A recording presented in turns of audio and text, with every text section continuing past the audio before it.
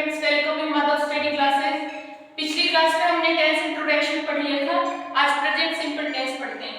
Present simple tense की पहचान होती है हिंदी वाक्यों में क्रिया के अंत में आता है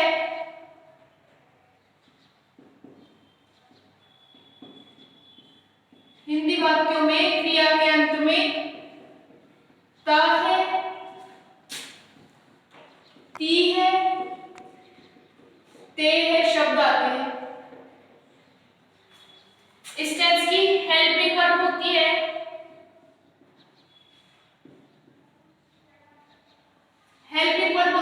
डू और डज। डू आता है आई, वी, यू, दे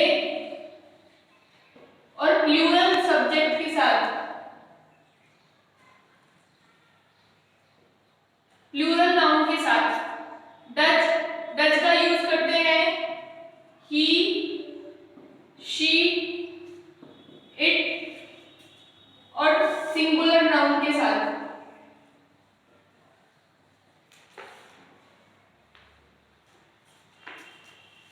अब हमने पिछली क्लास में बताया था कि इन टेंसों के प्रेजेंट सिंपल के 4 सेंटेंस पढ़ते हैं हम।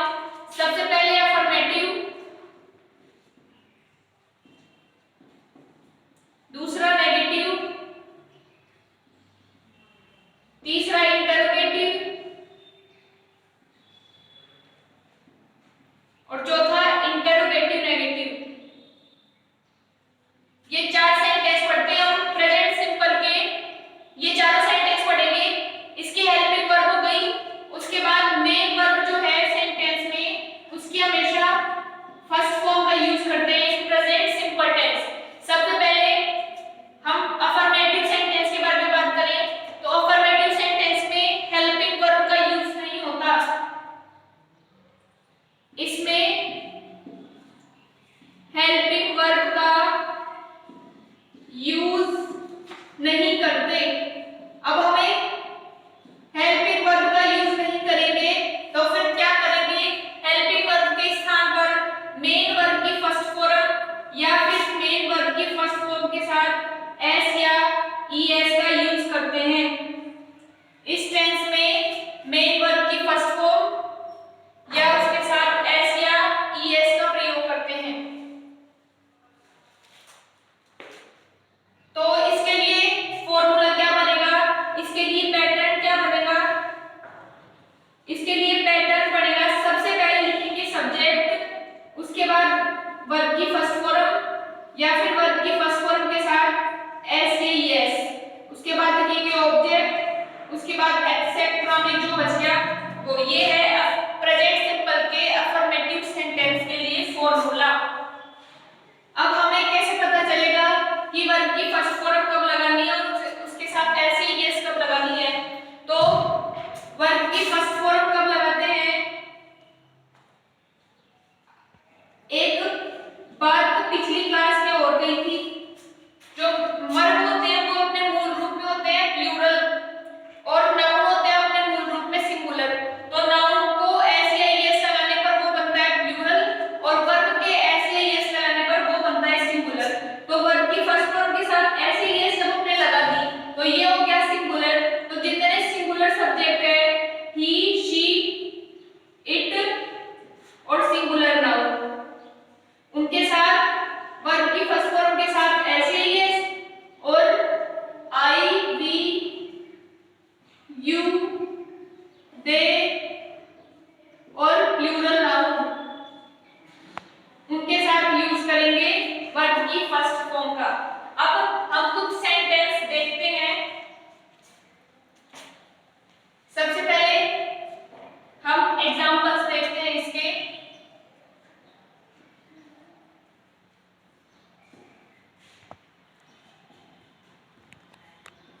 वह पुस्तक पढ़ती है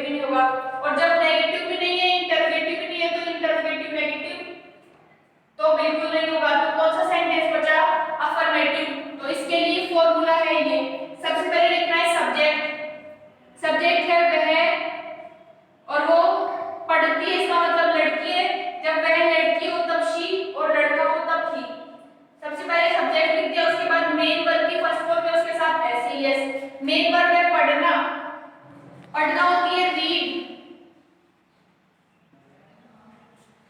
अब मेन वर्ब की फर्स्ट फॉर्म लिख दी हमने रीड।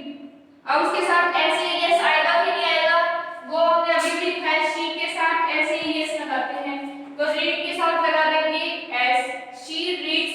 उसके बाद लिखना है ऑब्जेक्ट, ऑब्जेक्ट है बुक, और एक बार में एक ही पुस्तक पढ़ी जा सकती है इसलिए एक, तो सेंटेंस बनेगा शी रीड्स ए बुक। दूसरा सेंटेंस,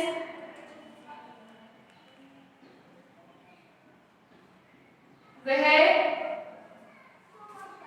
कपड़े धोती है। अब इसमें सबसे पहले सब्जेक्ट वह शी, उसके बाद धोना हो गया वॉश, अब लास्ट में ऐसे चल रहा है इसलिए ईएस लगाएंगे, शी के साथ ऐसे ईएस का प्रयोग करेंगे। उसके बाद ऑब्जेक्ट है क्लोथ्स। आई थिंक अब आप लोगों को समझ में आ गया होगा कि सेंटेंस कैसे बनाने हैं। अब हम नेगेटिव सेंटेंस पढ़ते हैं। अब नेगेटिव सेंटेंस पढ़ते हैं। नेगेटिव सेंटेंस में हेल्पिंग वर्ब का यूज करते हैं। हेल्पिंग वर्ब में बताइए कि प्रेजेंट सिंपल की हेल्पिंग वर्ब होती है डू डज, और इनका यूज भी अभी भी लिखा था। डज आता है प्लूरल नाउन के साथ, और डज आता है सिंगुलर नाउन के साथ। डू का यूज करेंगे प्लूरल नाउन के साथ और डज का यूज करेंगे सिंगुलर नाउन के साथ। नेगेटिव है इसलिए नॉट का यूज करेंगे। इसके लिए फॉर्मूला क्या लिखेंगे, इसके लिए फॉर्मूला लिखेंगे, सबसे पहले लिखेंगे सब्जेक्ट, उसके बाद लिखेंगे हेल्पिंग वर्ब डू या डज, उसके बाद थर्ड नंबर पे लिखेंगे नॉट, उसके बाद मेन वर्ब की फर्स्ट फॉर्म, उसके बाद ऑब्जेक्ट, और फिर एटसेट्रा में जो बच गया वो। ये हो गया नेगेटिव सेंटेंस के लिए। अब हम कोई सेंटेंस देखते हैं।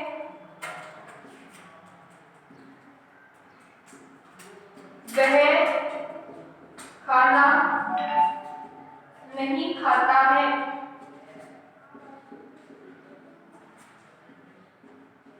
वे बाजार नहीं जाते हैं। अब दोनों सेंटेंस में नहीं आ रहा है, इसका मतलब ये सेंटेंस कैसा हुआ, ये नेगेटिव सेंटेंस हुआ। अब सबसे पहले कहना है सब्जेक्ट, इस सेंटेंस में सब्जेक्ट क्या है, वह मतलब ही, उसके बाद लिखना है मैं डू डज हेल्पिंग वर्ब, तो ही क्या है, सिंगुलर सब्जेक्ट है इसलिए इसके साथ किसका यूज हुआ, डज का। उसके बाद थर्ड नंबर पे क्या लिखना है, नॉट, उसके बाद लिखना है मेन वर्ब की फर्स्ट फॉर्म, मेन वर्ब है खाना मतलब ईट, उसके बाद लिखना है ऑब्जेक्ट फूड हो गया। ये sentence he does not eat food, वह खाना नहीं खाता है। नेक्स्ट सेंटेंस है वे बाजार नहीं जाते हैं। वे को इंग्लिश में बोलते हैं दे इज ए प्लूरल प्रोनाउन, और प्लूरल प्रोनाउन के साथ क्या आता है डू। उसके बाद थर्ड नंबर पे लिखना है नॉट, जाते हैं मतलब गो, उसके बाद कहाँ जाते हैं मार्केट, तो हो गया they do not go to market, वे बाजार नहीं जाते हैं। इसके बाद इंटरोगेटिव सेंटेंस,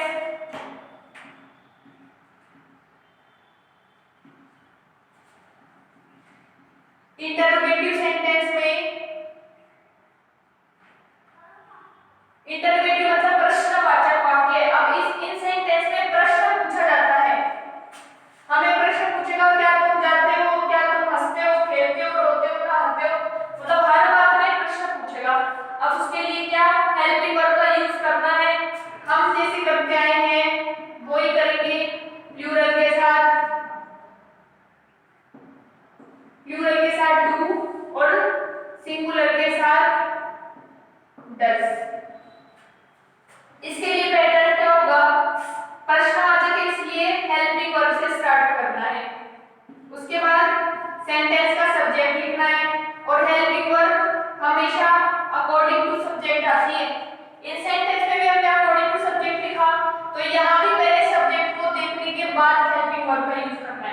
उसके बाद मेन वर्ब की फर्स्ट फॉर्म, उसके बाद ऑब्जेक्ट और उसके बाद जो बच गया वो, और फिर लास्ट में क्वेश्चन मार्क लगाना है। जैसे क्या वह खाना खाता है, यदि यही सेंटेंस इंटरोगेटिव होता तो हम क्या बनाते हैं, सबसे पहले क्या लिखना है, इसमें सब्जेक्ट है वह मतलब ही। अब ही के साथ क्या आता है, डज आता है। अब हमें डज क्या करना है, पहले डू डज से स्टार्ट करना है। इसमें फॉर्मूला है, सबसे पहले हेल्पिंग वर्ब से स्टार्ट करना है, इसलिए आगे सबसे पहले डज, उसके बाद ही, उसके बाद मेन वर्ब की फर्स्ट फॉर्म ईट और ऑब्जेक्ट है food. Does he eat food, क्या वह खाना खाता है। दूसरा, क्या वे बाजार जाते हैं, ये भी सेंटेंस होगा, क्या वे बाजार जाते हैं। वे मतलब प्लूरल प्रोनाउन हो गया, तो दे के साथ आता है डू, तो सबसे पहले लिखेंगे डू, उसके बाद लिखेंगे सब्जेक्ट दे, मेन वर्ब है गो टू मार्केट, तो हो गया do they go to market, क्या वे बाजार जाते हैं। नेक्स्ट सेंटेंस आता है इंटरोगेटिव नेगेटिव।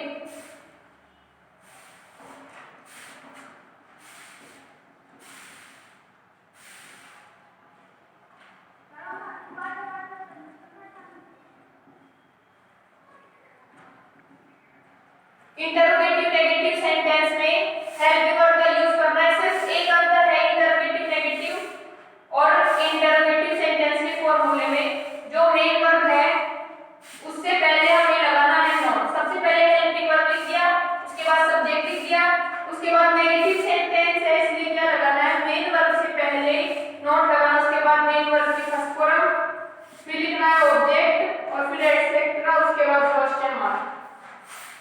अब हम एग्जांपल देखते हैं इंटरोगेटिव नेगेटिव के लिए। क्या वह पत्र नहीं लिखता है।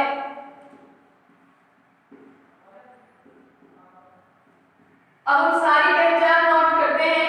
लास्ट में ता है, आर इसका मतलब प्रेजेंट सिंपल टेंस हुआ, इसमें नहीं भी आ रहा है और क्वेश्चन मार्क भी है, प्रश्न भी पूछ रहा है, इसका मतलब ये इंटरोगेटिव नेगेटिव सेंटेंस हुआ प्रेजेंट सिंपल टेंस का। उसके लिए हमारे पास फॉर्मूला है, सबसे पहले डू डज का यूज करना है। अब इसमें सब्जेक्ट है ही, तो उसके अनुसार डज आ जाएगा, उसके बाद सब्जेक्ट लिख देंगे ही, उसके बाद थर्ड नंबर पे लगाना है नॉट, मेन वर्ब क्या है राइट, उसके बाद ऑब्जेक्ट हो गया letter. Does he not write a letter, क्या वह पत्र नहीं लिखता है, ये हमारा सेंटेंस बन गया। अब हम और एग्जांपल करते हैं, फॉर्मूला आपको याद करने होंगे। मैं एक बार सब टेंस के फॉर्मूला लिख देती हूँ। सबसे पहले अफर्मेटिव, अफर्मेटिव सेंटेंस का फॉर्मूला हमने अभी भी पढ़ा था। सबसे पहले लिखना है सब्जेक्ट, उसके बाद वर्ब की फर्स्ट फॉर्म या वर्ब की फर्स्ट फॉर्म के साथ एस या ईएस, उसके बाद ऑब्जेक्ट लिखना है, उसके बाद एटसेट्रा में जो बच गया। उसके बाद नेगेटिव सेंटेंस का फॉर्मूला क्या है, सबसे पहले सब्जेक्ट, उसके बाद हेल्पिंग वर्ब डू डज का प्रयोग करना है, मेन वर्ब से पहले नॉट आएगा, उसके बाद मेन वर्ब की फर्स्ट फॉर्म, उसके बाद ऑब्जेक्ट, उसके बाद जो बच गया एटसेट्रा। फिर इंटरोगेटिव सेंटेंस,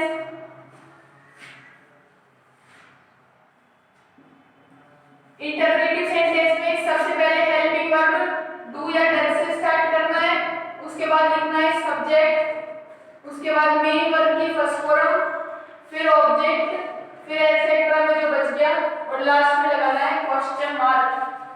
नेक्स्ट सेंटेंस आता है इंटरोगेटिव नेगेटिव।